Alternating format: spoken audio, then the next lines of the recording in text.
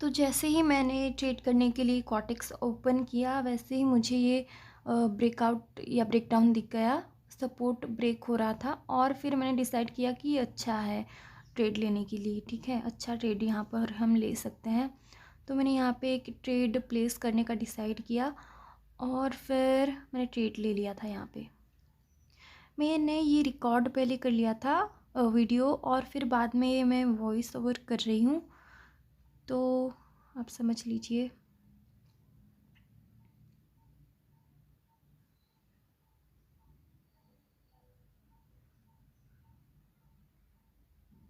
और ये जो हमेशा ऐसा होता है कि सपोर्ट लेवल ब्रेक होने के बाद वो एक रेजिस्टेंस की तरह एक्ट करता है, ठीक है। लेकिन ये सपोर्ट लेवल से कैंडल रिजेक्शन नहीं ले रहा था, आई गेस। जैसे कि ब्रेक हो चुका है लेकिन वो रिजेक्शन नहीं ले रहा है वापस ऊपर जाते वक्त। और फिर उसका हाई वॉल्यूम देखते हुए मूविंग एवरेज लाइन को भी उसने टच नहीं किया था, और ओवरसोल्ड एरिया से वो वापस ऊपर जा रहा था मार्केट, है ना। तो यहाँ पे थोड़ा सा मतलब मुझे लग रहा था कि यहाँ से शायद रिजेक्शन ले सकता है, लेकिन वो नहीं ले रहा था। तो मैंने इसलिए सोचा कि वॉल्यूम मतलब प्रीवियस कैंडल का वॉल्यूम भी हाई है, ठीक ठाक है, और मुझे लगा कि मैं यहाँ पे एक और अप ट्रेड ले सकती हूँ, तो मैंने ले लिया था। लेकिन जैसा कि मैंने बताया पहले वीडियो में कि डेमो अकाउंट में मैं ट्रेड ले रही हूँ, तो 100% अपना कैपिटल यूज़ कर रही थी डेमो अकाउंट में। लेकिन आप ऐसे मत करिए, मैं भी नहीं करती हूँ लाइव मार्केट में। ये बस प्रैक्टिस है, इसलिए मैं 100% ले रही थी। मैं बस देखना चाह रही थी कि मैं कब कितना ग्रो कर सकती हूँ ऐसे 100% यूज़ करके। तो यहाँ पे स्टोकेस्टिक ऑसिलेटर बहुत ही स्ट्रॉन्ग अप ट्रेंड में है, और मार्केट जो है रेजिस्टेंस लेवल को टच करने ही वाला है, आई गेस। और ये टच किया है या नहीं, लेकिन टच करके बहुत ही नीचे क्लोजिंग दे दिया है ना कैंडल ने। तो मैं अभी ये बाद में वॉइस ओवर कर रही हूँ, इसलिए मैं ठीक से देख नहीं पा रही हूँ कि इसने टच किया है या नहीं रेजिस्टेंस लेवल को। लेकिन अगर किया भी है तो इतना तो क्लियर है कि इसने रेजिस्टेंस लेवल को टच करके फिर ये नीचे आ गया और नीचे क्लोजिंग दे दिया। इसका मतलब रेजिस्टेंस लेवल और कैंडल की क्लोजिंग के बीच गैप रह गया है, तो वो गैप तो फुलफिल करने के लिए मार्केट को ऊपर तो जाना ही होगा, ठीक है। अगर रिटर्न भी होना है ना वहाँ से, तो भी उसको टच करना ही होगा, मतलब क्लोजिंग देना होगा वहाँ पे। और दूसरा इंडिकेशन तो स्टोकेस्टिक ऑसिलेटर है, इसमें बहुत ही ज़्यादा स्ट्रॉन्ग अप ट्रेंड चल रहा है, ठीक है। तो ये दो इंडिकेशन के मतलब इंडिकेशंस को देख के मैंने ट्रेड ले लिया है। तो मैं ज़्यादातर ट्रेड्स सपोर्ट और रेजिस्टेंस को देखकर और स्टोकेस्टिक ऑसिलेटर को देखकर ही लेती हूँ, और मूविंग एवरेज लाइन को भी बीच बीच में देख लेती हूँ कि मार्केट ने टच किया है या नहीं।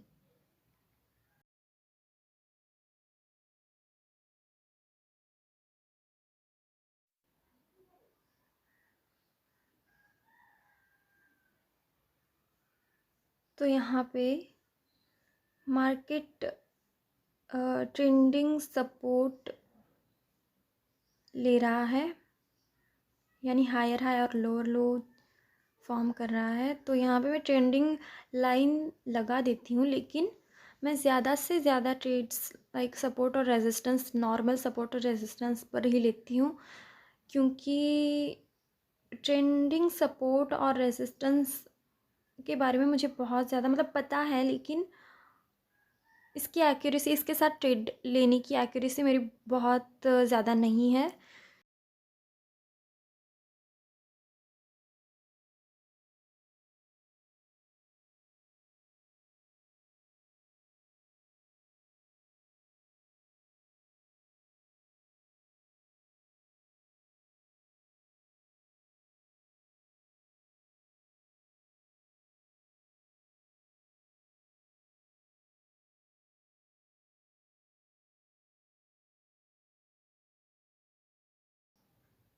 तो मार्केट ने यहाँ पे ट्रेंड लाइन से सपोर्ट लेकर ऊपर जा रहा है।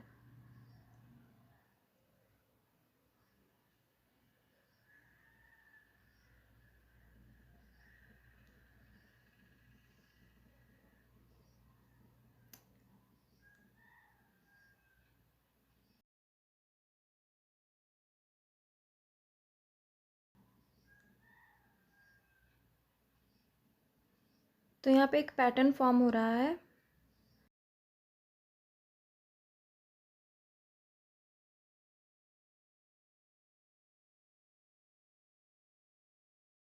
ये एक शॉर्ट पैटर्न है। ये पैटर्न कंप्लीट होने के बाद इसका रिज़ल्ट एक ग्रीन कैंडल रहता है। अगर ये जो प्रेजेंट कैंडल चल रहा है ना, ये अगर पहली कैंडल की जो विक है ना, जिसको हम आई थिंक हाँ हेड बोलते हैं, उसकी जो रेंज है उसी रेंज में अगर ये उस रेंज के बाहर अगर ये कैंडल क्लोजिंग देता है, यानी ग्रीन होता है और बाहर क्लोजिंग देता है, तो वो एक अच्छा पैटर्न है अप ट्रेड लेने के लिए। ठीक है, लेकिन यहाँ पे पैटर्न कंप्लीट होने के बाद भी मैंने ट्रेड क्यों नहीं लिया, क्योंकि कैंडल्स की मूवमेंट्स देखकर मुझे मतलब लग रहा था, मतलब मैं थोड़ी सी श्योर नहीं थी ये मूवमेंट्स देखने की वजह, ऐसे होने की वजह से। छोटे छोटे कैंडल्स हैं और ये जो प्रीवियस बड़ा कैंडल बना है ना, हाई वॉल्यूम कैंडल, इसकी वजह से भी मुझे बहुत ज़्यादा लग नहीं रहा था कि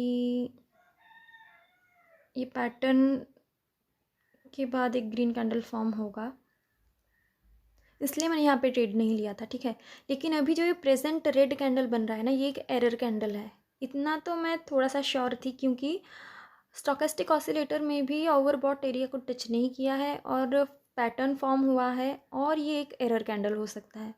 तो मैंने एरर कैंडल के कंप्लीट होने के बाद मैंने एक अप ट्रेड ले लिया था। ठीक है, क्योंकि पैटर्न तो कंप्लीट हो चुका है, उसका रिज़ल्ट होना चाहिए एक ग्रीन कैंडल, लेकिन वो तो फॉर्म हुआ नहीं, उसकी जगह एक रेड कैंडल बन गया, जिसको हमने एरर कैंडल कंसिडर किया, और फिर मैंने एक अप ट्रेड लिया।